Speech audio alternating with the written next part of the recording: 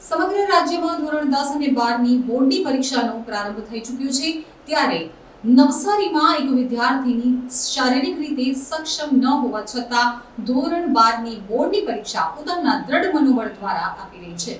રાજ્યભરમાં ધોરણ 10 અને 12ની બોર્ડની પરીક્ષાની શરૂઆત થઈ ચૂકી છે। એવામાં કેટલાક એવા પણ પરીક્ષાર્થીઓ છે જેઓ શારીરિક રીતે સક્ષમ નથી, તેમ છતાં પણ પોતાના દ્રઢ અને મક્કમ મનોબળથી પોતાના ભવિષ્ય ઘડતરની કેડીએ પાપા પગલી માંડી જીવનરૂપી સમુદ્રને ખેડવા નીકળ્યા છે। નવસારીની આવી જ કહાની છે કંઈક નવસારીની ભૂમિ દેશમુખની। તેઓ શરીરથી 70% દિવ્યાંગ છે, ઉપરાંત કમરથી નીચેનો ભાગ કાર્યરત નથી, ઉપરાંત શરીરના અંગો પણ નાના છે, તેમ છતાં પણ તેણી જીવનમાં કંઈક કરવાની જીદે આગળ વધી રહી છે। નવસારીના અડદા ગામે રહેતી ભૂમિ દેશમુખ ઇટાળવાની RKG હાઈસ્કૂલમાં ધોરણ 12માં અભ્યાસ કરે છે। તેમના પિતા રોહિતભાઈ અને મોટા ભાઈ હર્ષિલ વાયરમેનનું કાર્ય કરે છે। માતા ગૃહિણી છે। ભૂમિથી ચાલી શકાય તેવી સ્થિતિ ન હોવાથી દરરોજ નોકરી જતા પિતા રોહિતભાઈ તેમને શાળાએ મૂકી જાય અને માતા વાસંતીબેન તેમને શાળા છૂટે એટલે લઈ આવે છે। હાલ ખડસુપા ખાતે ધોરણ 12 આર્ટ્સની પરીક્ષા આપી રહી છે। પરીક્ષા દરમિયાન પણ તેમના પિતા ભૂમિને બાઇક ઉપર આગળના ભાગે પેટ્રોલની ટાંકી ઉપર બેસાડીને પરીક્ષા ખંડ સુધી મૂકવા જાય છે। ભૂમિ ધોરણ 10ની પરીક્ષામાં પ્રથમ પ્રયાસમાં અંગ્રેજી વિષયમાં નપાસ થઈ હતી। જો કે પાસ થવાની અને ભણવાની જીદે તેણીએ ફરીથી જુલાઈમાં પરીક્ષા આપી 50% સાથે ઉત્તીર્ણ થઈ હતી। પોતાની દીકરીને ભણીને આગળ વધી જીવનમાં સિદ્ધિ મેળવવાની ધગશ હોય તેમનો સમગ્ર પરિવાર તેણીના સ્વપ્નને પૂર્ણ કરવા પૂરતો સહયોગ આપી રહ્યો છે। સામાન્ય રીતે આજના વિદ્યાર્થીઓ સોશિયલ મીડિયા અને હરવા ફરવામાં અભ્યાસને પૂરતું મહત્વ આપતા નથી, ત્યારે ભૂમિ જેવા વિદ્યાર્થીઓનો સંઘર્ષ સામાન્ય વિદ્યાર્થીઓ માટે ઉદાહરણ સમાન છે। ભૂમિને જેટલું ભણવું હશે તેટલું ભણાવીશું। ભૂમિને શિક્ષણ પ્રત્યે ખૂબ જ પ્રેમ છે। તેણીએ ભણી ગણીને આગળ વધવું છે। અમે તેને કીધું જ છે કે તારે જ્યાં સુધી જેટલું ભણવું હોય તેટલું તને ભણાવીશું। મારું નામ પ્રદ્યુમન કુમાર સુભાષચંદ્ર તિવારી, આચાર્ય શ્રી RKG સ્વામિનારાયણ હાઈસ્કૂલ ઇટાળવા।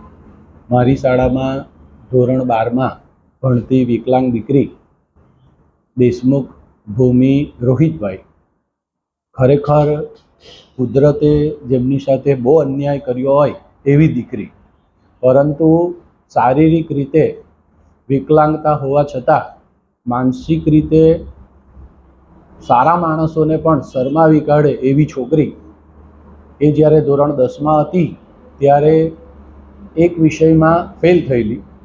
મક્કમ મનોબળવાળી આ છોકરી જુલાઈની પરીક્ષામાં પરીક્ષા આપી પાસ થઈ અને 11મું ધોરણ સારા માર્ક્સે પાસ કરી અત્યારે આજે ધોરણ 12ની પરીક્ષા આપવા જઈ રહી છે।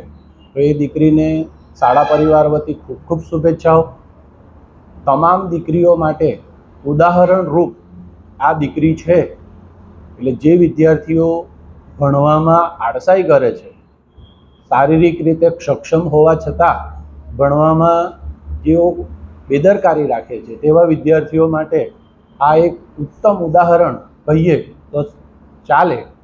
12મા ધોરણમાં સમગ્ર વર્ષ દરમિયાન પણ એકદમ રેગ્યુલર આ દીકરી શાળાએ આવી હતી અને મને સંપૂર્ણ વિશ્વાસ છે કે આ દીકરી ધોરણ 12ની પરીક્ષા પાસ થઈ જ જશે અને એવી શુભેચ્છા હું એને આપું છું।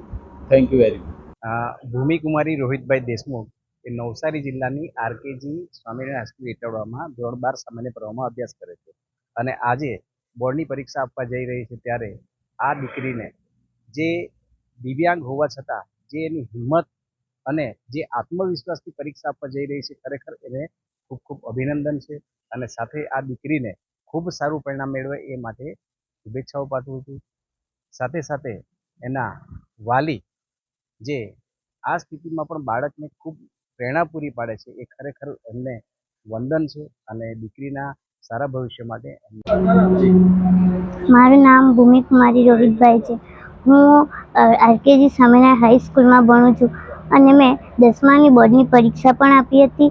તેમાં પણ હું ખૂબ મહેનત રીતે પાસ કરી 11મામાં એડમિશન લીધું અને તે પણ 11મું પાસ કરીને મેં 12મા ધોરણમાં આવી અને 12મા ધોરણમાં હવે હું બોર્ડની પરીક્ષા આપી રહી છું। તેમાં મારા પરિવાર, પ્રિન્સિપલ, ટીચર્સોનો ખૂબ રીતે પ્રેરણા આપી અને પ્રોત્સાહન આપ્યો કે તું આગળ ભણ. તેથી મારા પિતા મને આગળ વધારવા માટે ખૂબ પ્રયત્ન કરે છે અને તેથી મેં મારા પિતાનું, ગામનું અને પરિવારનું નામ રોશન કરવું એવી રીતે, અને બીજા જે મારા જેવા વિકલાંગ હોય તેઓને મેં પ્રેરણા બનું અને તેઓ કોઈ દિવસે હાર ન માને તેથી પ્રયત્ન કરતા રહે એવું હું કહું છું.